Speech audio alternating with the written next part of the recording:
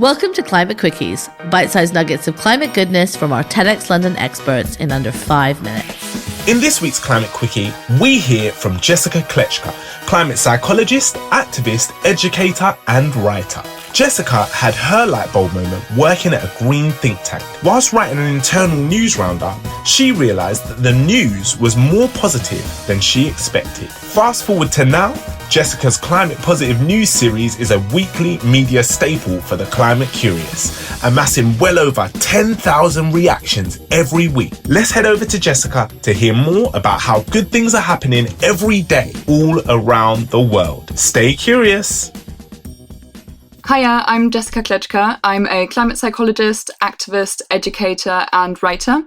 I work in many different areas of climate action, from academic research on effective communication to youth education, campaigning against fossil fuels, as well as solutions-focused journalism. As a campaigner, I'm most active in the Stop Rosebank movement, and I'm also co-leading the Hero UK Climate Justice Circle, which is focused on stopping new fossil fuels in the UK. The climate positive movement is a section of the climate movement that has recognised that fear-based approaches are not very effective in getting people actively engaged, but rather lead to climate anxiety and resignation. So more and more academics, activists and journalists are now trying to achieve a balance between conveying the urgency of the climate crisis, whilst also stressing that we can still avoid the worst impacts if we act with urgency. Because the science says that it's not too late and there is still hope for a better and more sustainable future. So I run the Positive Climate News series on Instagram in collaboration with Earthly Education. And that started when I worked in climate policy for a green think tank. We used to monitor the media very closely and send a daily internal roundup of environmental and climate headlines. And that's when I realized that good things are actually happening every day and all around the world. So I thought that it would be really great for more people to know about these stories, and started posting an accessible weekly roundup of positive policy developments, technological advances, as well as activism wins, because really most of these climate wins would not have been possible without the work of communities and grassroots activists. And running the series has been really good for my mental health. As a climate professional and even a climate psychologist, I'm really not immune to climate anxiety, and often I literally won't see any good news in the media all week until I start researching this weekly post. And that's just not healthy, and it really doesn't help to make our work more sustainable. So this series has really benefited myself as well as the wider movement. And since I've started it, I've been getting dozens and hundreds of messages of how much it's benefited people's mental health. So it's had a really visible impact. And yeah, that's just making me really happy. So I make a bit of an effort to really present climate stories from all around the world, because our media can often be very Western-centric. Wildlife stories are very popular. Last year, we've seen quite a bit of species to come back from the brink of extinction or being reintroduced, and those stories are always really popular. But also stories like, Indigenous communities getting their land back after decades and even centuries of fighting for their ancestral lands.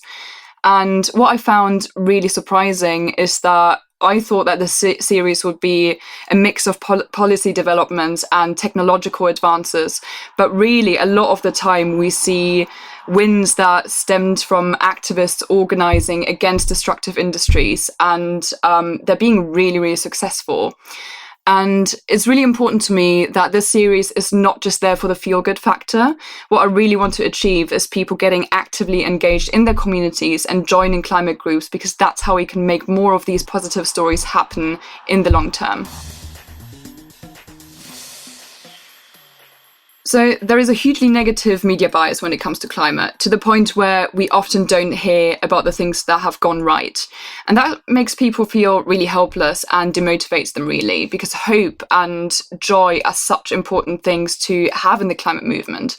They nurture us and they give us strength to campaign for climate action in the long term.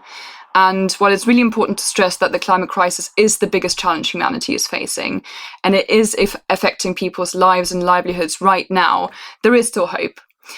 And on the psychological side of things, our brains have evolved to pay more attention to negative information as a survival mechanism. So really, we need a more nuanced approach to climate communication.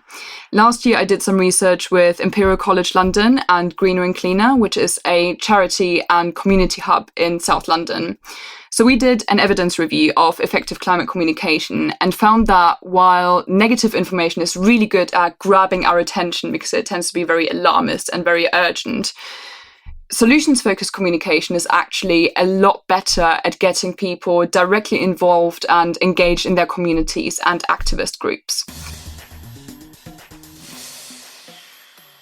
If you want to follow the Positive Climate News series, you can follow me at Jessica Kleczka on Instagram, as well as Earthly Education. I've also started reposting my roundups on LinkedIn and Twitter. So that's every Sunday on Instagram and every Monday on LinkedIn and Twitter.